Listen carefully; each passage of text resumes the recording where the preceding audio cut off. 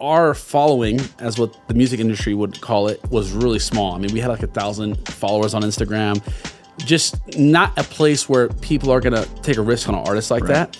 And I remember them just seeing, like, watching their reactions, watch our video of our church come alive in worship. Like, there was proof to everything we just talked about for 30 minutes prior to that moment. And I think that's what made it so fun for their team. Just like, wow, they're actually serious about their church loving the worship culture and the response to it. Yeah. And I think that helped them navigate the risk a little bit of, man, if that church in West Michigan is that passionate about their own church's music, what can it do other places, you know? Yeah.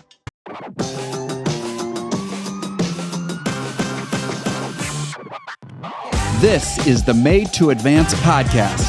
I'm your host, Brian Aulick. We're here to inspire and equip you for your best future. Well, welcome everybody. It is so good to have you with us today. And before we get started, I want to ask you a favor. If you have enjoyed or appreciated Made to Advance, please rate and review us. That helps get the word out to more and more people. And so please do that. And also, if you got any thoughts or feedback you want to pass along to us, we've got a brand new email address I get to shoot to you, mta@engedichurch.com, mta@engedichurch.com. Let me know your thoughts, give me your feedback, let me know how this podcast has encouraged you. I would love to hear it. But we've got a great conversation today because today I have with me the one, the only, Yarian Rosado. And Yarian is originally from Orlando, Florida, but now serves as the creative and worship pastor at Engedi Church here in West Michigan, which is, of course, the church I pastor. Yarian also leads Engedi Music, which launched its first album in 2022, and whose music now generates hundreds of thousands of streams every year. Recently signed by Capitol Music in a distribution agreement, Engedi Music has a new album coming out this February that we are excited to talk about today. Yarian, welcome to the show. Thanks for having me. I'm excited. Dude, it's the first time I've introduced you. That was weird. I know, it was so weird. Did it feel real? Like, that is me we're talking about. You're like going through my stats, and I was like, yeah, that's all me. It's weird, you know? Well, it's funny because you gave me your bio, and it was like, grew up in a small town, and then I started playing the guitar, and I'm like, okay, well, I don't know if I'm going to use that for the proper bio, but it's good. So here's how I want to start out. We're going to get into a bunch of ministry stuff, but I was thinking about a really theologically deep way to start out, and not everybody knows this about you. Anybody who knows you well knows this, but you're, in general, a movie aficionado. Oh, yeah. And I would say, it seems to me, you've got a particular passion for Marvel movies. Is that true? Yes. First off, would you say it is? Okay. So I thought it'd be good for our audience to know if you had to pick like one Marvel movie that you're going to, I don't know, it's going to be, we'll call it your favorite. I was going to say hand down to your kids or something to make it like this, but we'll just say your favorite right now. What is it and why? Endgame for sure. Okay. The Avengers Endgame. You didn't have to think long about that. I didn't have to think long about it. Okay. That by far, well, one, because it's always fun when you see them all come together. You know, it's like the Avengers, you know, it's all the individual stories coming together. But Endgame starts off of a doomsday scenario. Like the movie starts really down and then leads to this victorious moment, which most movies start like, you know, great life, then something bad happens, and then it ends great. This one starts a little darker, and so I like it for that reason. So and this is going to show, like, anybody who's into Marvel is going to be like, I cannot believe my man just asked this question. But is it because the previous movie is where that thing where like half the population dies? Correct. Including half the Avengers, right? Correct. Or something? Yeah. Okay. Correct. So that's where it picks up. But it turns out good. Yeah. I've not seen Endgame. What? Oh, my Lord. I got to a point where, there was just so many Marvel movies, and I just, lost my enjoyment. I don't know why. Anybody who's a fan is like, that's ridiculous. So okay, you got to watch it now. I do need to watch it. I need to. And actually, I didn't watch, what's the one before it? Infinity Stones or Infinity War. I didn't watch that either. I just heard everybody talking about it. So, favorite Marvel character? That's such a tough one. I think Iron Man, Robert Downey Jr. plays a great Iron Man. Yeah, why? So cool. It's relatable. You know, he just makes super suits, and his power is a super suit. Yeah. I mean, not that super suits are relatable, but like that's what I'm thinking. You don't need powers to have that suit, you know? And he's pretty cool. Yeah. He does a great job. I love and he's got, like, in real life, he's got a cool story. He does. Recovery and all this stuff. So anyway, well, that's cool. Now everybody is like, wow, I just learned something entirely new about Yarian. You have strong feelings about movies in general. I do. We were driving to some trip. Was it Batman that came up? Yeah, Batman came out. It got crazy in the van at one point. But what was the nature of the debate? Because everyone was wondering if oh my gosh, I'm blanking on the new actor's name. He's the guy who plays Twilight. Edward in Twilight. Okay. Whatever his name is. Somebody knows. Somebody knows him. Yeah. I can't believe I'm blanking, but they didn't like him as Batman. And I was like, you're crazy. They like Christian Bale over him. Okay. And this Batman that last came out was a lot more darker and moodier, which Batman sort of is. He went through trauma, you know? So everyone didn't like how dark the movie was. And I guess I like dark movies, you know? There is a theme here. There's a theme. So, yeah. Well, I just remember thinking in the van, this is quite a passionate debate going on in the back seat. If I wasn't in ministry, I'd be a movie critic for sure. Yeah. Big money in movie criticism. Big money. Yeah. Well, let's jump into some background stuff. I would love to spend a little bit of time just for folks to hear about how you grew up, how your passion for music developed. Yeah, all that good stuff. Yeah, so I grew up in a Christian home my whole life. My grandfather was the pastor of a church growing up in Longwood, Florida, and I joke all the time that I went from the hospital straight to church, then home. I mean, I grew up in ministry. My family threw me into serving at a very young age, not because I had a choice, but because there was a need in the ministry. And so, what's your first memory of serving? Do you have a first memory that you're like, oh yeah, it was like a Sunday morning, and I was on the percussion. Like, I was rocking that rain stick, man. I mean, the song "Let It Rain" was going on, and I was like, that was my moment, you know. So that's like my rain first stick's memory. the big long thing that you can turn upside down. And it sounds Google like it rain. if you don't know what it is, everybody. Yeah, but okay. Yeah, so I was like turning that thing and just making those noises, and anyway, so that was my first memory of me serving at church. Yeah. And so I grew up serving in ministry and just grew a passion for it. You know, what was once force became a love to me. Yeah. My mom would threaten me, like when I was in middle school, like, if you don't listen, you're not going to church tonight. And I'd go, no, Mom, please, I need to go to church. And all my friends were there, my community was there. And yes, that was my life growing up. Did you feel like for you, with regard to your relationship with God and really have an authentic trust in Jesus, do you feel like, I'm one of those kids who from an early age just truly in my heart believed in Jesus and, maybe had ups and downs in your later years? Or do you feel like you grew up going to church and then there was a time later in your life that was a real come to Jesus, so to speak? Yeah, that's a great question. Growing up, I thought I had a relationship with Jesus and I felt like I've encountered him until it was about my 7th grade year in middle school. I was at a church service and it was a Sunday night service, I'll never forget, and we had revival night services. I grew up in a little bit of a charismatic church for those who are listening, and it was a good time. And I remember there was a woman preaching, her name was Sheila Spencer, and she was in the middle of her teaching, and she just stopped. And she said, young man, you in the back with like the red shirt, just stand up.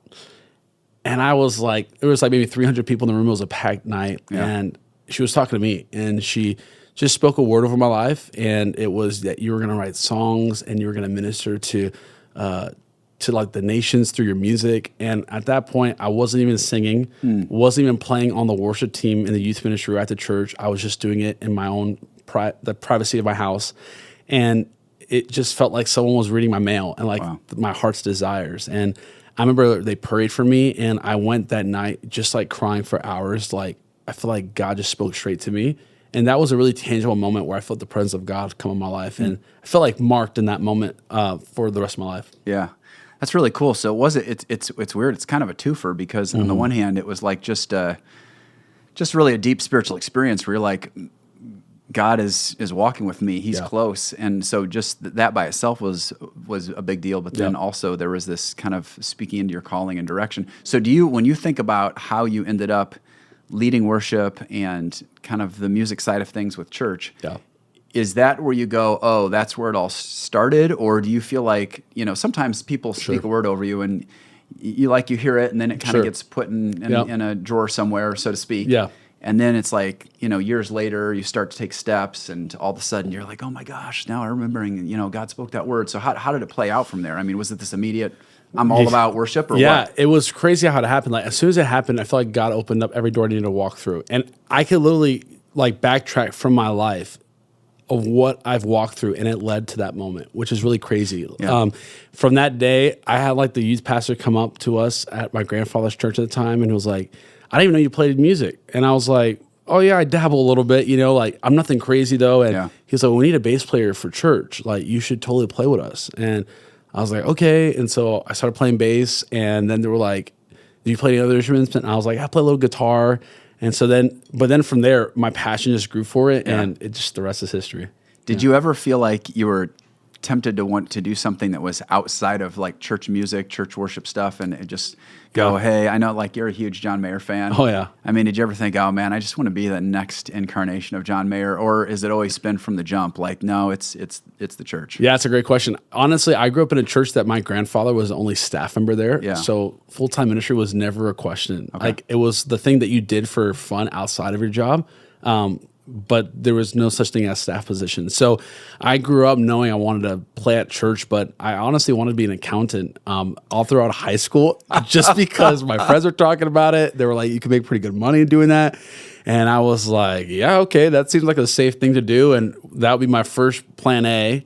And plan B would be to be famous and travel the world and like sing my own music and secular stuff, nothing Christian at the time. Yeah. And it wasn't until like my senior year of high school, someone was like, no, it's going to be for ministry. And like, that's what you're called. And I was like, well, that's not a thing. And they're like, oh yeah, there's like worship pastors on staff. And that was foreign to me. I had no idea. Wow, that's crazy. Yeah. It's funny. I remember talking with a youth pastor a long time ago. And I asked him, had you ever considered anything else? And he goes, yeah, I was thinking about being a hairstylist if, that would be my like plan B. Yeah. And I go, yeah, I hear that a lot, man. Hairstylist or youth pastor. He goes, really? And I was like, no. And now I think you've just topped it. Like I've never met anybody who's like, it was either musician, creative, or accountant. Yeah.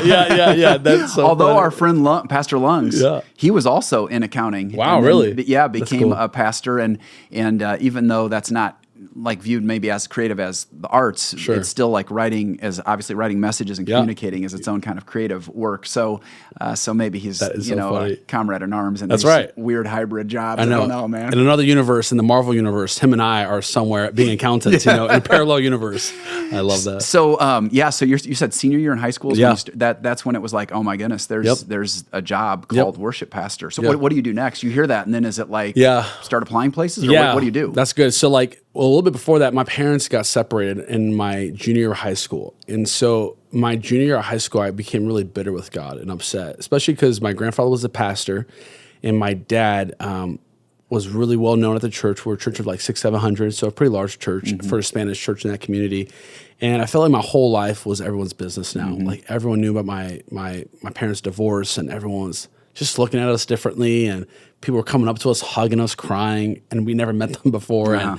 And so I just became really bitter. And so I stopped going to church for a little bit, and I just wanted to fit in with school. And so from my junior year, my senior year, I was definitely not living for Christ anymore. I was just doing everything that a high school was doing at that moment. And in that senior year, the youth pastor that was at my grandfather's church went to a different church and was on full-time ministry there. And he just invited me to a random church conference. And at that moment, I was feeling pretty empty. I knew that God was knocking at the door of my heart, but I was just like closing it down. And I went to that church conference, and I just regave my life to the Lord. I felt so convicted in just all the right ways of like, Lord, I've been playing games for a long time, and it's not your fault when my parents are separated, and I'm giving my life back to you. And in that moment, I went from hanging out with the wrong kids in school to finishing out my senior year, my last 4 months, just on fire for the Lord again, and that passion came back when I was younger. And from there, I was like, I was going to go to a community college for accounting. And this accounting thing, this accounting thing's not letting go. And the friend who invited me, his name's Gabe Asif. He's basically like my brother. Was like, man, you should go to school for ministry. Like, God has a call in your life for singing.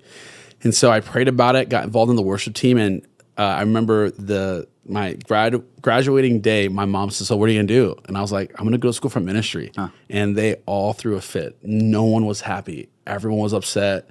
They were like, you're throwing away your life. And it was so discouraging. And I remember it got so bad where I ended up actually moving out of my house because my mom she couldn't believe it. And it was like I was letting down my whole family. That's what it felt like in the moment. And so I ended up moving in with that person, Gabe, who said you should go to ministry. And I remember my mom and I didn't talk for a couple of months. It was just a really tough time for us. And one day she called me crying, and she was like, I'm so sorry. And I said, what are you sorry about? Like, I'm confused. And she said, I had a dream that you were on the stage singing, and it was in a massive room. And every time we got closer to the stage, you got smaller and smaller and smaller in age. And finally, when I was at the edge of the stage, you were a baby, like on the floor. And when I got on the stage and I picked you up, like the Lord told me very like strongly that I called him since birth and you have to let him go. And I remember I was still on the fence because I wanted my mom's approval in that moment. Like, it felt so weird that my family wasn't backing me. Yeah. And I was like, I feel like I'm gonna go to school for ministry, but I don't have any support. And so maybe I should just stay put. And God spoke to her in that moment. And so from there, I just started chasing it. Wow, that's cool. So you ended up going to a school that did, like, it was kind of a Christian college that helped kind of build into those aspirations and whatnot. And then when you got your first, did you start volunteering worship leading like during the college time, or were you straight to a staff position, or how did that work? Yeah, during college, I was volunteering at the church all throughout college. Yeah. Yep. Would you say you've got obviously a really great work ethic, and would you say, was that how you were always wired, or did you kind of pick up through church experiences and leaders like, hey, this is what it means to give my all. This is what it means to like be 110 and do things well and all that. How much is nature versus nurture? I guess that's what I'm asking. Right. Yeah, it was definitely a wiring thing from when I was very young. My family grew up eventually middle class, but for a long time we were just really struggling financially. And my grandfather just put a work ethic into me. Really, my grandfather. Papa is what I call him. He is like, if you want to make money in life, you got to work hard. And if you want to bless your family, take care of your family, you have to learn what it's like to work hard. And so I was like in middle school, 7th grade, and I was cutting like 4 of my neighbors' like lawns for some $20. And that was a steal for them. It was like $20, and it was me, my push mower, going down. I lived in a little neighborhood, and I was cutting their grasses, and I had like my own little route, at 7th grade. And it was because I knew I wanted to go hang out with my friends, and my parents were going to give me any money because we didn't have any. So I was like, I just need $40 to go to a movie and get some wings after. So I need to cut 3 lawns today, and I would just knock on people's doors, say, hey, do you need anyone? And so that carried on for my whole entire life. And that just, hey, if you're rewarded in life by working hard. And so that was just a work ethic I've always had young. It's interesting. I've talked to obviously a lot of people through Made to Advance now, and who have done really cool things. And it's a really interesting, consistent note how many of them just have innately a strong work ethic. And it's funny having conversations. I would say probably a trend at some level is at middle school is when people are hitting it. Wow. Like that's when it'd be interesting to do a study on that because like that's when 6th grade, I got a paper out. I was up at 5 a.m. every day as a 6th grader doing my papers. Wow. And I ended up, it was such good money, even though it was the nerdiest thing ever. I kept doing it all the way through high school. Wow. Because 1, it wasn't interfering with evening stuff. Yeah. And 2, and actually my 2 reason is number 1, because it was paying good money, but Christina still would laugh because I'd be like, hey, Christina, let's go out on a date. Hold on, I got it. Because back then we collected from people. We went to the house and said, hey, this is what you owe me and stuff. And so I'd be like, hey, let's go on a date. And she'd go, oh, that sounds great. And I go, we just got to hit a few houses up real quick. That's and collect money from them. And then I'd be like, all right, we got enough. So anyway, good note to parents to make kids work. That's right. Kids work. It's going to pay off. Yeah. So I think it would be super fun to talk a little bit about how you ended up at Engedi. Yeah. It's a cool story. And so maybe we'll start out. You were at a church. You were leading worship. Maybe take it from there. Yeah. So right out of college, I got married to my wife and joined a church for 2 years on staff straight out of college. So I was 20 years old when I was in full-time ministry for the first time. And I was a worship pastor at a church of about 1,400 at 20 years old. And that was really scary. Yeah, that's crazy. And so that was in April. Then the following, spring of the next year, 2020, COVID happened. And it was just a lot of change. And I didn't even hit a year yet, and COVID was happening. And so I, at the time, was running our online ministry. I was helping kick that off, where we were pre-recording our gatherings, which every church was. And I was making worship sets, hitting record, editing them, and then posting them. And that was for about 6 months. And just through that, I feel like there was just a shift in my heart. And I felt like the Lord was saying, hey, it's your time to transition out. And I just had Jedediah, who's my son at the time. He was like, I don't know, 1 month, 2 month old. And I was freaking out. We just bought our first house. We've been only in the house for about a year. And I was about 22 at this time, maybe 23. And I was like, Lord, I don't know how I'm going to do that. That's way out of my, it's new territory. I was 23. And the Lord said, you just have to trust me. And so I punted it off for a long time. And finally, I had a friend of mine call me, and he knows who he is if he's listening. And he calls me every time the Lord has wanted to talk to me. Yeah. And it's just the funniest thing. And he said, why are you being disobedient to the Lord? And I was like, first, how do you know this? Secondly, like, I don't know what to do. And he said, you have to go in and you have to be obedient to God. And you have to tell him, like, you have to tell your lead pastor at the time, here's your resignation. And you don't know what's next for you, but you just have to trust God. And that's some of my wiring. Yeah. I'm the guy who's like, I want to know the next 3 steps before I do anything. And so that night I prayed to the Lord and I said, Lord, if I'm going to do this, I need 3 confirmations, which you should never test God. But I was so stubborn. I said, I'm going to test you, Lord. Thankfully, he's gracious. Great. I mean, he was gracious to Moses. Yeah, that's right. He was gracious to me. Hopefully you need less than that now, but it's a lot less than that. But at the time I said, Lord, I'm going to entertain putting my house on the market. Yeah. It needs to sell. I need to break even at least. I said, I need 3 months of savings in my, like, for my bills in my savings account, and I don't have that. And then I said, I need to tell my wife without me telling her. You just got to tell her. Mm-hmm. And so we put our house on the market, and we're just testing it, and we got an offer for way more than what it was to break even, which I was like, wow, it's incredible. Yeah. And then I was also like, oh my Lord, it's happening. Yeah. It's starting to happen. And then that next week, we went and did our taxes, and the person doing our taxes was like, oh, something's wrong. And I was like, oh my Lord, how much do we owe? And she was like, your job was taking 50% out of your paycheck every week. Did you not realize that? And I said, good thing you're not an accountant, Yarian. Yeah, I'm not an accountant for that reason. I didn't know. And I was like, it's been tight this year, but I didn't know. I just, trusted God. And so we got like $10,000 back, which was exactly 3 months of our savings. And then that same night, we went home, and Karis told me, she said, Yarian, if you feel like the Lord's calling you out of our current church and even beyond, moving out of state, like, I'll trust you. And I remember just crying that night and saying, Lord, like, I'm never going to question you again. You have my yes. And so I went that next day, and, I honored my lead pastor. I love that church, love that community, and I thought it was a great place. And so it felt so weird leaving at that moment. And I said, I just got to trust the Lord. And so he gave me his blessing. And that same week, I honestly had no idea what I was going to do. At the time, I was planning on going to sell paint with my dad at Home Depot, because my dad worked at Home Depot. Did you ever apply? I know you've told me no, I didn't. Before, but you were like right on the edge. No, I was right on the edge. It's like, Dad, I'm moving next week. I'm going to apply. And he's like, yeah, you get a job with me. My dad was like a manager running paint for Home Depot. And I wanted a break from church because COVID was such a grind in ministry that I went into ministry with like, Lord, I love your church. And that started to go away a little bit.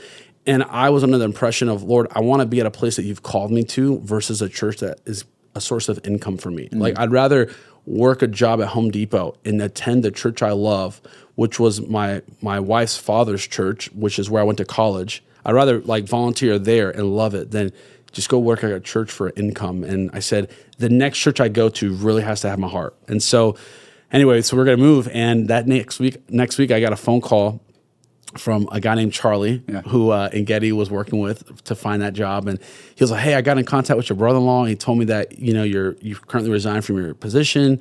And I got like 7 churches that are looking for worship pastors. And I was like, Charlie, I'm really not interested. I'm really set on selling paint at Home Depot. I'm come to peace with it. Live with my in-laws for a little bit. But send them my way. Why not? And every church was in Florida except for this one church in Michigan. And I'll be honest, I really thought I was underqualified for coming to Engedi because of what the church size was and what the job description was. And I honestly applied just so that my father-in-law and all my family would just to get them off my back a little bit. Like, I applied somewhere, but I'm just, but I honestly didn't think I was going to go far. And then it happened. Which is so fun. I want to just as people are listening here, just come back to the whole like obedience piece. Because that's such a big deal. Every one of us, I think, is going to have those times where God is saying, "Hey, this is what I'm calling you to do." I do think, He's merciful and He will give us opportunities. I don't think like sometimes people point to Gideon putting out the fleece and all these things, and they hold that out as like a good example or precedent. I don't know if the Scripture really intends it that way. No. It's really kind of God capitulating to Gideon's lack of faith to what he knows he's called to, but God nonetheless was super merciful with Gideon, with Moses, with so many others. And yet the key thing is, will, in this case, you ultimately heed his voice. And I just think it's a great example, like the step you took, ultimately saying, I've got to be obedient, even if it doesn't make a ton of sense. And for somebody who's listening right now, they may be facing a similar thing. And if you're contemplating, do you obey God's voice, even if it feels counterintuitive and crazy, and people are going to judge you for it? The answer is yes. Yes, exactly. It might seem every nuts, time. but yes, yeah. What's funny is, so you take the role, and we're in the middle of a Reno thing here, and you'll have to correct me if I get any of this wrong. But I don't think anybody had told you about the Reno through the interview process, right? No. So it's right at the end that we're talking. Had the job already been offered before the Reno, or was it right? Like it was actually right. Like it was almost there, but we weren't there yet. And I remember I came to Engedi lead worship, and I saw this massive tarp in the refinery, and which is our sanctuary. And I was like, "What's happening?" And Josh really played it cool. Which Josh is our executive pastor. He's like, yeah, we're just doing a little renovation for our new space in the sanctuary. And I was like, oh, that's cool. And that was really it. Yeah. So then later on, you and I start talking, and I was like, so you don't know? Yeah. And he's like, no. And I, you're not like, I don't know. No. And so I start laying it out. Like, we've got the team that we had doing the installs, some of the best in the United States coming in. Yes. And we went from a very simple kind of I would say, model of how we do Sundays to something that was for us like a vision decision on because online is such a front door for people visiting church and checking out church and just reaching people, getting the word out. And we thought we need to do a better job. So we were putting in a massive install with some of the best equipment you can get. Yeah. And I remember telling you that, you're like, you've got to be kidding me right now. That rig, those lights, that board, what? I was going crazy. Yeah. And it's funny because you guys were saying names of who were helping. Like Chris Greeley was one, which Chris Greeley does all the Bethel stuff. And when he's coming out, I said, wait, Chris Greeley is coming out? And you're like, I was like, this is the best thing ever. And it just goes back to the whole obedience piece. And just to tag on that real quick, what I thought was, once I got here, it was probably 6 months in, I felt like the Lord put this on my heart. But like one piece I didn't mention was when I was at the church previous to this, I had a really big passion for songwriting. Mm-hmm. And I just sort of surrendered that because COVID happened and that there was no time for energy. And I remember saying, Lord, if you truly call me to this, you'll bring it back one day. Mm-hmm. And I'll surrender that dream to you. And coming to Engedi, like that wasn't even a conversation we had in the interview process. It was way later on that we talked about songwriting. And so fast forwarding to now be meeting on Engedi, it was just like, God, your ways are way better, and I just need to trust you more. Yeah, that's such a good word. Every time I think about your whole journey, like saying, God, I'm open to whatever you want to say. You thought you had a plan of let me take a breather here. Yeah. You end up not only not taking a breather, but moving out of state. Yeah. You make that decision in faithfulness, and then you end up stepping into this like sort of technical and production setup that actually becomes quite key for some of the things we're going to be talking about in just a minute. Yeah. And when it comes to songwriting and whatnot. But then we have this conversation about songwriting, and like we're totally from a cultural standpoint, we say, hey, that's where we'd love to go. It's not like this, oh my goodness, if you're not into songwriting, then we don't feel like it's a fit or something, which is why you're already on the team at that point. So you get to Engedi, and obviously you find some things that are like, oh man, this is cool, like stuff that we're doing, and then other things you're like, man, there's some opportunities for growth here and whatnot. Maybe you could mention a couple of areas that you were encouraged by, and then talk about a couple of things that you thought, hey, I could see us taking some steps, and how you led the process of change. Yeah. The reason why I'm asking this question is because while most of the people listening aren't going to be in a situation where they have to lead worship cultures, I mean, there might be some out there, but most people listening are not in that place. What I think a lot of people will be able to relate to is, how do I step into a new environment and where there is some room for growth and change, and how do I do that well? And I think you've done a great job with it. But so take us out some things you saw that you're like, oh, this is cool that this is going on. Yeah. And then some things you thought, man, I wonder if we could take some new steps here. That's great. I mean, I think for anyone walking into a new position, a new season of life, always trying to find the gratitude in it. I was just so grateful to be moving to Michigan, and I fell in love with the church, fell in love with leadership. I thought the lead pastor was pretty cool, so I moved on. Yeah, I agree. He's a great guy, great guy. I agree.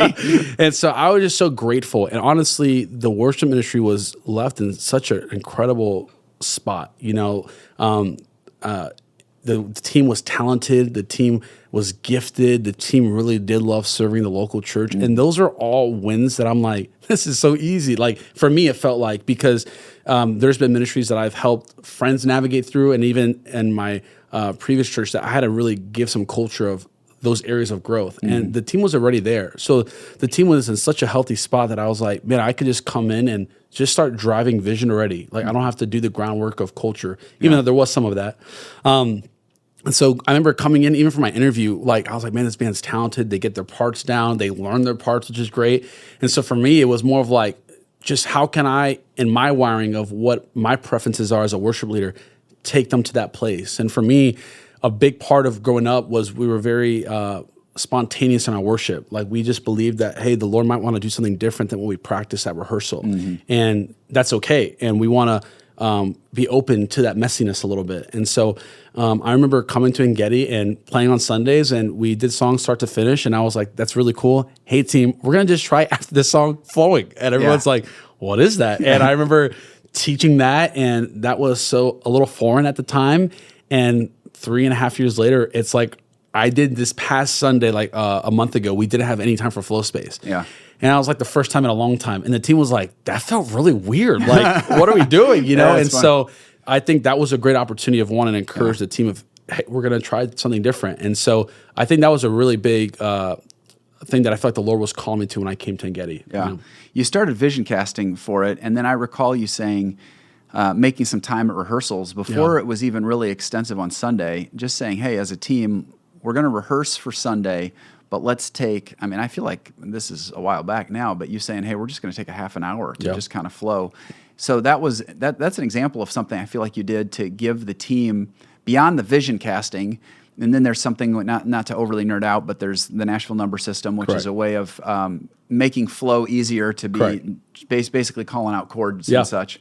So you had to teach them some skills. You had to vision cast the overall, why, what it is and why. You had to teach them skills like Nashville number system. And then you gave them some opportunities. See, I'm answering this question for you right now, so you can use this. And then you had to give them some opportunities to really practice it in a safe place. Where it's not like, hey, we're not on Sunday in front of 1,000 people. We're just behind the scenes as a close team, you know, experimenting and taking risks. And then it did come to the place where, okay, we're going to do this a little bit on Sundays. And you could tell the team was new at it at the beginning. It was like, okay, you know, it's trying it is a win, right? But let's just say we're better now than we were back then. So did you do anything else to help them get it, or does that kind of sum it up? That honestly kind of sums it up. I remember when I first vision casted it, because it's always a vision thing. People were like a little nervous, and some people were like, hey, I don't know if I'm a good fit for it. And so some people transitioned out. And I think I was nervous in following God, because I was like, all right, God, you called me to it, but some of the teams having some pushback, which is totally fine. I'm trying to navigate that. You know, I don't want to lose people. Because I'm a big relational person. I want everyone to come along the journey. And the Lord was like, just love people, walk them through it. Love people, walk them through it. And that's what I really try to do that first year. Like, I want to love people, meet them where they're at, and say, we're going to walk through this together. And so at rehearsals, I really just try to emphasize the spirituality of why we're doing it. And I think that really helped people connect with it, so that when we were implementing the musical side of it, like the number Nashville system, and why we need to know that. And all right, we need to know what key we're in, and we need to know these kind of areas of how we flow, became so easy to get behind, because they understand that there was a spiritual fruit of it, you know? And so I think all of that just really helped that. Yeah, and I think that it is good, as you say that, to recognize that I think you did the process really well. You weren't overly aggressive. You were still leading to vision intentionally, but not overly aggressive. You tried to walk with people, but it is good to recognize as a leader, there are times where people are not going to resonate, and that's okay too. And you know that means that God's calling them to a new opportunity where they're going to be an even better fit for where they're at. Let's talk a little bit about songwriting. Obviously, that was something that that we began to press into in a more intentional way. And it's funny, because anytime I talk with people about the songwriting process, they're very curious. How does this? They hear these terms, you know, and they're like, overdubs. What's that? We sent it off for mastering. You know, and like people are like, what's mastering? So I don't want to take forever on this question. But for all the people out there who have ever streamed music, and they're like, you know, it turns like, I know a little bit of the back end. This music doesn't just like fall out on an album, and all of a sudden it's like, oh, I get to listen to it. There's a little bit that goes into it besides that. So just briefly, take me through the beginning process of, like, right at the front end. I'm thinking of songwriting retreats or something like that. Maybe there's something before that even. But just take us through the big steps that get from the beginning to like I turn on my Spotify and I'm listening to a song Correct. that we did. Oh my Lord. Yeah, it's a ton. I would say for every 10 minutes you listen to music, there's probably about 100 or 200 hours that go into that prep. Wow. It's pretty crazy. I mean, you go from getting everyone together in a room to like, hey, we're going to write songs together and here's the heartbeat of what we're wanting to write into, to people then presenting song ideas. And usually they're like a verse and a chorus or a chorus and a bridge, nothing completely done. You know, that takes about 3 hours to get to that spot. And then we go, cool, let's take a week to pray about it and listen through these songs and see what potential we have. And so I'll do that. And normally I'll share that with some of our team. And our team will go, man, we really resonate with these 3 songs out of the 10 we just wrote. And so then we're, all right, cool, we'll take it back to the writers, chase after it, go for it. They'll bring it to completion. Sometimes if I'm not part of those writes, I'll give feedback, or sometimes I'll be invited into that. And so then we'll get it done. We'll record a demo, which is like a scratch track of the song. It'll be like an acoustic, a vocal. We'll send that to somebody to actually make music production to it, which that is like instrumentation to follow along to that we'll then send to our band. They'll practice that. We'll introduce it on Sunday, see if the church even connects with it. Then the church loves it. They're singing it. They're connecting with it. We'll put a date on the calendar where we're going to actually capture that. So it's like a live recording. And that night we have microphones that are capturing the engagement of the church along with all of the instruments. We'll capture that night. We'll take that off. We'll capture that night with video and audio. After that night, we'll go and listen to it, see what we messed up on, which for us, it's a lot of mistakes, you know, because we're human.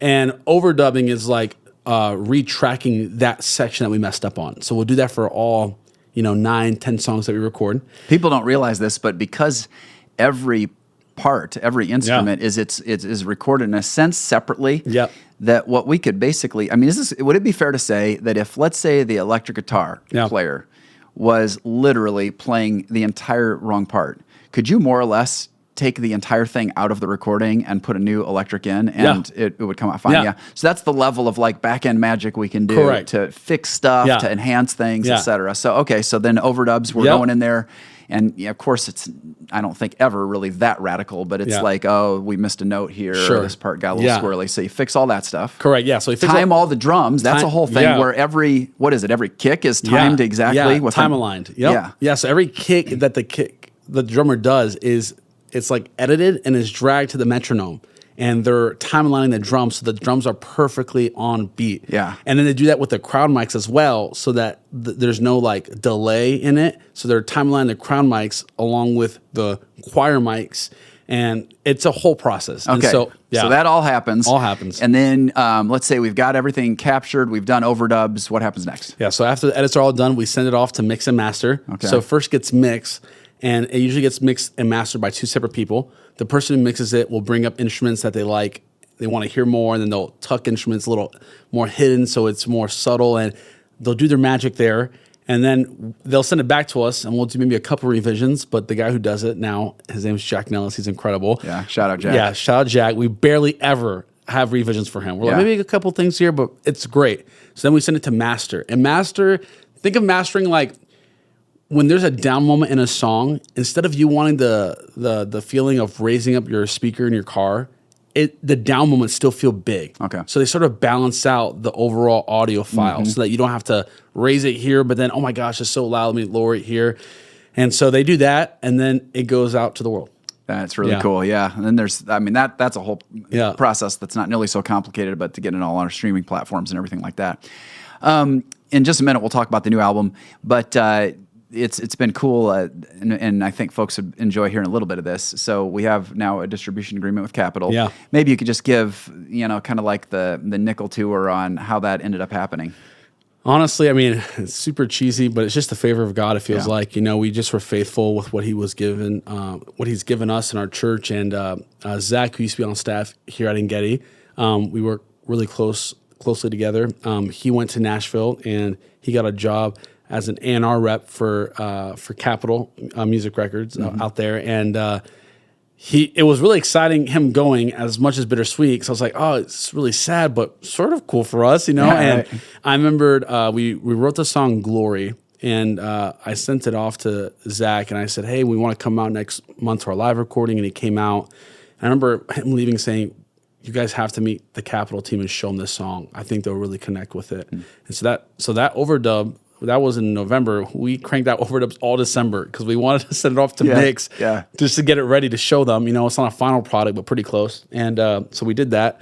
And in February, we sat down with them, and their team sort of said we weren't coming in here to sign another artist, but after hearing some of the songs, we just said, how can we work with them? Wow. Which was really cool and just a God moment. And that took 6 months of conversation, and it was a lot of back and forth. And there was times where it's like, I don't think we're going to get it. And there was times where it's like, I think we're going to get it. And finally, God just opened the door for us to be in a relationship with them, and it's been awesome. Yeah, it's really cool. And I remember, and you're gonna have to make sure I got this right. I feel like I remember that part of the one of the things that we were bringing to the table that they really appreciated was the video side of it. Like that we got. Is that do you want to expand on that at all, or was it just that simple? No, it was cool. Like we sat down and we were in the meeting with them, and we're like, all right, so we're going to show you our music, and so we asked, hey, can we get the lights? And they're like, oh wait, there's video, and we're like, yeah. They're like, oh, normally we don't see video, we just hear it. Yeah. And so our following, as what the music industry would call it, was really small. I mean, we had like 1,000 followers on Instagram. Just not a place where people are going to take a risk on an artist like that. And I remember them just seeing, like, watching their reactions, watch our video of our church come alive in worship. Like, there was proof to everything we just talked about for 30 minutes prior to that moment. And I think that's what made it so fun for their team. Just like, wow, they're actually serious about their church loving the worship culture and the response to it. Yeah. And I think that helped them navigate the risk a little bit of, man, if that church in West Michigan is that passionate about their own church's music, what can it do other places, Yeah, that's cool. Yeah. Well, and the reason why I feel like that's a fun detail to add is because there's always this mix, and it's in the Bible too, this mix between God's sovereignty and his work behind the scenes and our initiative and work ethic and all that. And so on the one hand, you're one of the hardest working people I know that's just going, and you've got vision and passion and all that, which is a big deal. But there are so many little touches where you just see God at work. Like the whole, I mean, we didn't just as a church have a passion for saying, oh, we'd love to be a songwriting church. We just did this tech install with some of the best gear you can get on the video side, which ends up being, back when we're having this conversation with Capitol, because a staff member had a relationship, a key part of kind of that whole conversation when it was a God thing. I mean, they don't usually create formal relationships with a team that's as little known, I'll say, as we are. And so again, it's just a cool shout out to God on, hey, this happened because we're working our tails off. Yeah. And this happened because God's got a whole lot going on behind the scenes that's way bigger than us. I would love to hear from your perspective, just maybe a couple ways that you feel like you've been personally encouraged by how God has used some of the music that has come out of Engedi Music. Yeah, it's been really encouraging. I mean, just like a couple months ago, we're actually on the way to Capitol to sign it and to celebrate with them in closing the deal. And this person that was coming to Engedi that moved to Indiana for school reached out to us and was like, the school right now is trying to figure out if they're going to cut their theology department. And she was like, and we've just been playing on YouTube on a Sunday morning the song "Glory" that you guys have been singing that's not out yet, and how that's really encouraged a body of students here at the college, and it's just been really encouraging to us. And I remember she sent us the lyrics in the bridge of even in the wilderness there's still water, and I just remember on the drive to Nashville getting really emotional and choked up because I was like, Lord, it's so much bigger than me. Mm-hmm. It's so much bigger than our team. It's like meeting people in broken places and hard places. And, there's a person in India who reached out to us on Instagram, was like, whose music is this? And it was like, hey, it's our music. And he's like, is it released yet? And we're like, no. And he goes, this is so encouraging. And, India is a big place that's unreached with people not knowing the gospel, and the fact that our music went there and someone's reaching out to us. It's just so humbling. Yeah. And it's a great reminder of, and it's been encouraging for me of Lord, music is so much bigger than just a genre. Worship is not just a genre on Spotify or Apple Music. it's what we're called to do as people, and you're literally changing hearts of people through our music. And the fact that we play a small part in that is a beautiful thing. Yeah, it's really, really cool. Yeah. It's been fun for me to hear different conversations where people are talking about they're going through some kind of trial or real pain point and difficulty, and they hear a song on Sunday, and it just like God speaks to them, and then they're able to stream it, or they're able to be like, "Come on, you guys, get this thing out," you know. But it's amazing to see God meet people in such a personal way, or people who have been in places we've talked to people who have been in places of like discernment, and then they come across. I'm thinking of Ask particularly that project, and being like, man, God spoke to us through this particular song on this particular project. It's just amazing. So it's a cool, God says, sing to me a new song, and it's really a privilege we have to sing to Him a new song. Right. And speaking of new songs, so new album's coming out in February. It's called There's Still Water, and what's the actual drop date? February 7th. February 7th. Okay, gotcha. So it's right around the corner. When you think about this project, what do you feel like? I mean, it's on the one hand, it's another album. Yep. On the other hand, each one has its own story. What do you feel like you're most excited about for this particular project?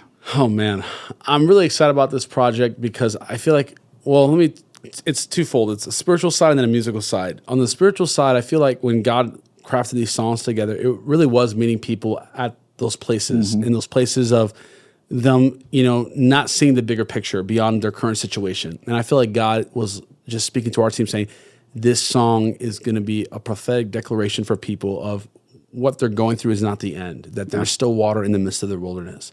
So I'm really excited for people who are in the midst of their wilderness to hear not just Glory, which is that song, but every song on the project, and to be encouraged that there's hope to come. And that's Jesus that we already have access to. And so I'm really excited to see what God does with it for people who are not saved, and then for people who are saved, that they're going to see a new side of God. Yeah. Then on the musical side, it's fun because the corporate, quote unquote, corporate songs that we're singing have some risk in them. The melodies are very different. They're very unique. They're what some might say are a little challenging, and they just reflect our team. We have a really young team of a lot of young worship leaders. Like I'm one of the oldest worship leaders on the team. I'm 26 years old. Yeah. So like our team's just super young, and I feel like you feel that in the melodies and the songs that it's just crafted by a young team. And so I'm really excited for people to like sonically hear these songs and go, I haven't heard some, stuff like that, and I think it's gonna be fun. Yeah, it's gonna be so fun. That's one of the things that I get most excited about as far as both this project and the one that will come out in the fall, I guess it would be. Well, what month in the fall will it be coming out? Do you know? Don't know yet. It's anywhere between October to the beginning of January. Okay, gotcha. But it's not. There are some songs that maybe are a little bit. You feel like you can lock in right away, but other ones you're like, this just feels fresh and different, and it's it's really cool. I love it. It's gonna be fun to see it release. Yeah, it's just as a cool little note for anybody who's listening that would connect with this. When one of the things that we really care about, and you've led this from the jump, is how does the music we're writing really strengthen and encourage the local church, and not just in a general level, but like where is God trying to take us? Where are we going with sermon stuff, teachings? Where do we feel like God wants to grow people here at Engedi? And let's write to those places. And so sometimes like you'll say, hey, what's coming up on the teaching side of things? And that's where a lot of really cool songs that we've written have come out of is, hey, we want to lean into the Holy Spirit in a fresh way in this season. But that one, I had given you a passage of scripture and thought, man, I think there's something here. And then you guys ran with it, and it's just turned into this crazy cool thing. And I think that I bring that up just to say it's a cool reflection of your heart where it's like, hey, this isn't just about what I want to do or even what our team wants to do. It really is at a macro level. It's about how do we come alongside what God is doing in this church. And I think that's part of why God's blessing is kind of having that posture in that way. It's really cool. This year, for all of the good things that have been coming your way and our way, relative to getting music. And I mean, we've had some team members join that have just been fun, additions to the team and new songs and Capital thing, all these good things. It's also been a year that you've had some stuff going on that's like just challenging. Talk for a minute about the challenges. Yeah, it's been like this past year was like the best and the worst year ever, all happening together, which is just the irony sometimes of life, and it's not because it's a God thing. It's just life happens, And this past year, in February of last year, I felt like the Lord called me to lose weight, and out of a place of a spiritual discipline to Him, like, hey, you just need to get your eating habits under control. And so to this day, I've lost 40 pounds, which is it was pretty huge for me, And but within doing that, I was trying to get active and just eat right. And back in 2018, I got into a car accident that I had to get back surgery for. I had 2 herniated discs, and I couldn't walk. And so I had the surgery. I haven't thought about it since. And this past year in May, I tweaked my back a little bit, and I was just sort of like, just keep going. It'll get better. And in the beginning of June, I went golfing, and there was one swing, and I just felt like lights went out. I felt paralyzed. It is the devil's sport. Golf. It is the devil's sport. I mean, it's at least we've confirmed that here. I wasn't even good at it either. I just was trying to get active. Now, I would say and Josiah Gonzalez, who's on staff, could testify because he was there with me on that swing. I got it on the green. I mean, it was incredible, but I went down too. So I felt like a Jordan moment, Tiger Woods moment, I guess. Anyway,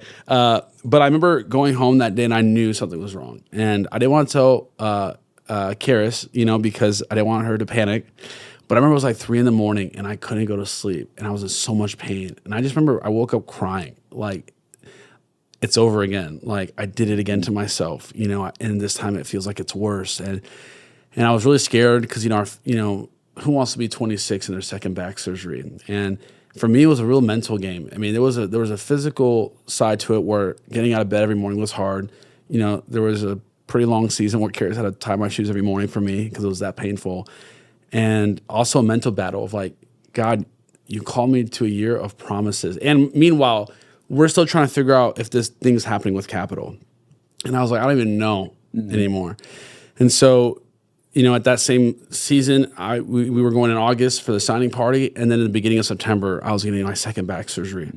And I remember I was sitting in your office. We were just in a meeting, and I remember just crying. Like, I feel like, I don't want to get emotional now, but like, Lord, for all the good that's happened, I feel so abandoned still. And it doesn't make sense to me. And I just don't understand the timing of things. And, if I didn't get active, this would have never happened to me. And you called me to get active. And I remember I went to the doctor, and they did an MRI. And I remember the doctor said, the way that your disc herniated was really close to a nerve that if it was to hit that nerve in a way, you could have lost control over your bladder.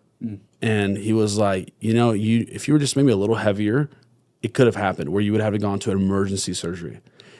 And I remember just getting really emotional when he said that, because here I am like questioning God.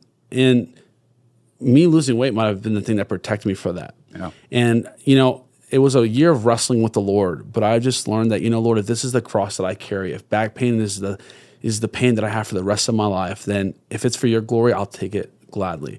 And I had surgery, and since then, I haven't had any more sciatic pain, which was a big deal. It still is a road to recovery. Some days I wake up a little stiff and more than other days, and some days I'll forget that I have back problems, and I'll lift up a box that was maybe a little too heavy, and then I'll go, I shouldn't have done that. And it's a road of recovery, but I just think still trying to give God glory through it. And it could always be worse, and I met someone on the worship team who was auditioning that they got into a motorcycle accident, and their whole back is basically fused. And my heart broke for him because here I am complaining to God, and there's someone that's always going through it more. And I just learned that as a leader, I just got to give God glory in every situation I go through, no matter what happens in my life, because it always could be worse.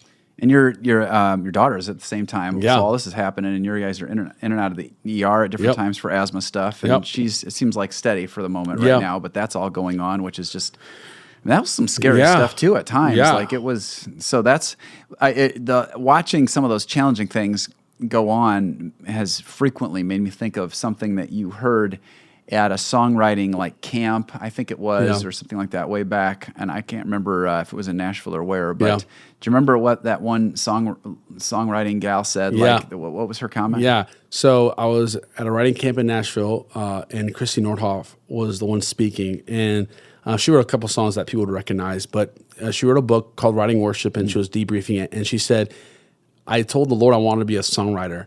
And the Lord responded to me saying, are you sure you know what you're asking for? Because if you're going to write songs for my church, you're going to have to go through some really hard and difficult things. And she said yes. And that same year, she was diagnosed with, I believe, like a disease that was making her go through a lot of physical pain. And she remember one morning she was crying, and she was reminded of what the Lord told her. And out of that, she wrote a song that went number one, and people have sang for many, many years in church. And not that that's attached to the pain, but there is a weight of she says that where songwriters can be the prophetic voice of God for the local church, and that comes with a burden, that comes with a spiritual weight, that you're crafting songs like you're crafting a message, like you want it to be edifying to the Lord, and there's just a different kind of attack that comes on people in that. And so even through this year, I wrote one of my best songs, and I've also gone through some of the most difficult pain ever. And yeah. Do you feel like you've gotten to sometimes when pain is close, you can't see how it shaped you or how God used it. And we're not saying obviously that God, said necessarily, hey, this is, it's like this is from God. But I mean, biblically, there's precedent for this. I just was thinking about how when the Apostle Paul was called to go to Jerusalem, God specifically said, there are many hardships coming your direction, and you're going to suffer. In fact, in other places, I'm going to show him how much he will suffer. He's going to suffer for my name. And yet God says to Paul, I will be with you. God doesn't say I am causing the suffering necessarily, but it's gonna be a rough road. But here's my question: do you feel like you've already seen how God has used some of these challenging things to shape you or shape songwriting, or do you feel like verdict's out and a couple years from now you might have more kind of hindsight on what he was doing through it? Yeah, I think post surgery, coming out, not having more sciatic pain, and I was out of the office for about 2 weeks. It was a lot of me and God time, just trying to get back to the normality of life again, trying to get up off the sofa without any help. And, within that praying, I just thought about 2 weeks before my surgery, we were at Capitol in the signing party. And I remember we were in front of the Capitol sign, which for me was like a dream come true. I mean, I'm a young guy, always dreamed about writing music, and I get this opportunity with my church. Like, wow. And I couldn't stand up straight to take the photo because, if I extended my leg, I felt that sciatic pain.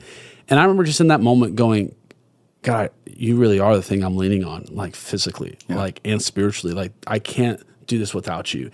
And I felt like the Lord allowed that opportunity to happen, to use it as a place of not allowing pride in my heart.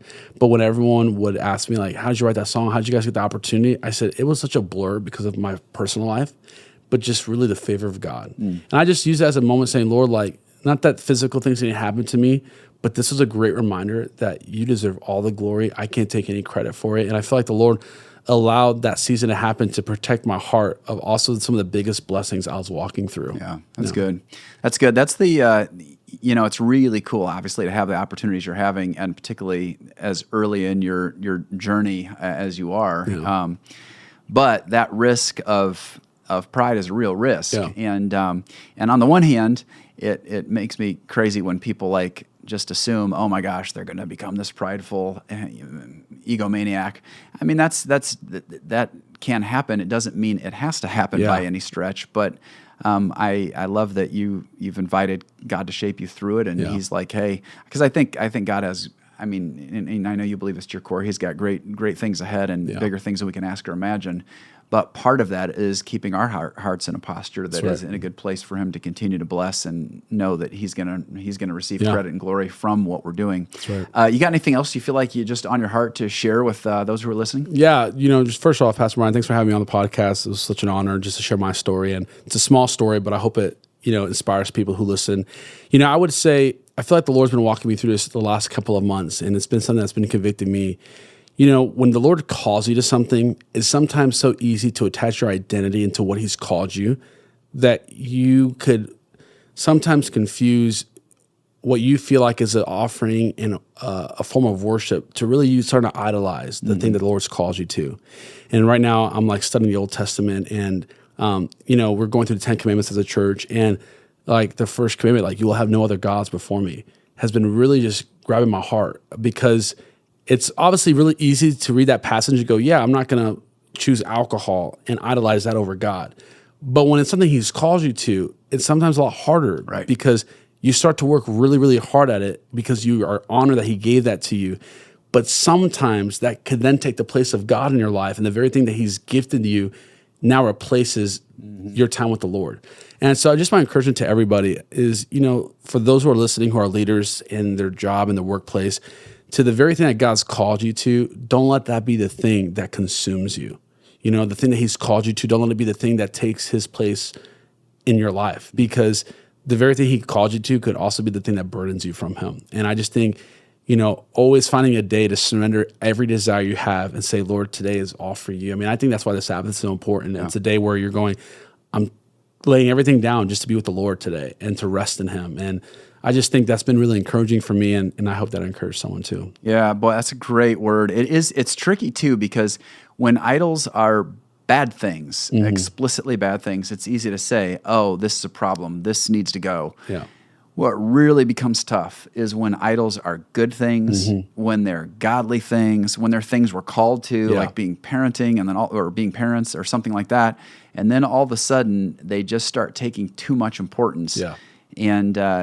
And that's where we've got to do the heart work. That's a great word. I know many folks are going to be contemplating and challenged by that. If folks want to learn more about Engedi music, and maybe they want to follow you, what's the easiest way to do that? Anywhere you listen to music, just type in Engedi music, and we're there. Yeah. Okay. Gotcha. Social media, you guys are on what? Instagram, Facebook, TikTok. For now, I don't know how much longer. Right. Anywhere you listen to music, we're there. Yeah. And are you personally on all those things too, or not? Sure am. Yeah. Okay. Gotcha. Cool. So people can look you up, and again, February what?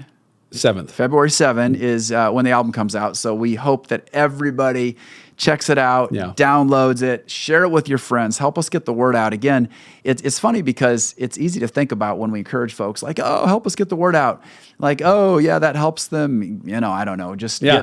It's so, I hope it comes across this conversation. It's so much about kingdom things and spiritual things. Because it's not just about, then there gets to be more attention or more streams or it gets more momentum. It's about the more these biblical, God-glorifying lyrics get into the ears and ultimately hearts of listeners, the more that's going to affect life change. That's right. And so that's where it's so helpful to have lots of people around helping us get the word out and sharing and whatnot. Hey, I am so proud of you for everything that you have done as a leader, and I'm grateful for your leadership role here at Engedi. I think it's just been an absolute joy since you've been on our team to just watch as you love people. People see the behind the front of house kind of stuff with being on the platform and even songwriting. But I get to see a lot of things behind the scenes, when you're having people stay at your house, when you're investing relationally, when you're doing all kinds of mentoring and discipling that doesn't look, it's not going to be on any album anywhere. And I just really want to affirm that, and just affirm your heart to say, I want to get after the calling God's put in my life, but continuing to just submit that to God, and even to submit that within the local church context, and just affirm all of those things. I think a huge reason why God continues and will continue to pour out His Spirit and to continue to bless is because you're being intentional about managing your own heart and saying, my first call is ultimately as a disciple of Jesus. It's not as a songwriter. It's not as a worship pastor. It's not even first as a husband or a father. First call is, I am here to follow Jesus, and everything else flows from that. And also, when you feel like something gets out of whack, because none of us are perfect, and so it's not like, I don't want anybody to hear stuff you've said and wow, this guy just goes through everything, and no matter what it is, he just wakes up in the morning and it's like immediately all for God. I mean, you have to process some stuff sometimes, and you can tell like, oh, maybe you've been so. Another aspect of humility is you've been so transparent, with me at times. Like, here I am, your coach in an organizational structure, and you'll just be transparent about like, I could tell my heart got out of whack on this or that. And it's not about, oh my gosh, we've got to be perfect and our hearts always have to be. That is not even realistic. It's about those times when something does feel like it gets sideways, that we say, I'm going to own that. I'm going to be transparent. I'm going to confess it. I'm going to know there's grace for it. And then I'm going to continue to just be faithful to Christ. And that's what you live out. You live it out in your marriage. you live it out in your as a father, and you live it out in your ministry leadership. So I love you. I'm proud of you, and Thanks, I'm Pastor. super excited for what's coming. Love you, man. All right, what a great conversation with Yarian. I was so encouraged by everything he had to share. And as we close up this conversation today, I want to encourage you. We talked a little bit about this when Yarian was in the room, but if God is prompting you to something, man, be faithful to that. Take a risk. Go after it 110%. Give it your very best. And what's so cool about Yarian's story is, as he's done that on the very natural level, God supernaturally has done so much to meet him in that place and do things that Yarian could have never manufactured or managed on his own. And that's the glory of it. And then you step back and you say, yes, I've worked hard, but wow, look what God did in this. So hope you're encouraged by that. If you were encouraged by this conversation today, if you enjoyed it, please do rate and review us. That helps us so very, very much. Don't forget, you can email us at mta@engedichurch.com. This has been a production of Engedi Church, and we've got more incredible conversations coming your way. And so until next time, know you were made to advance.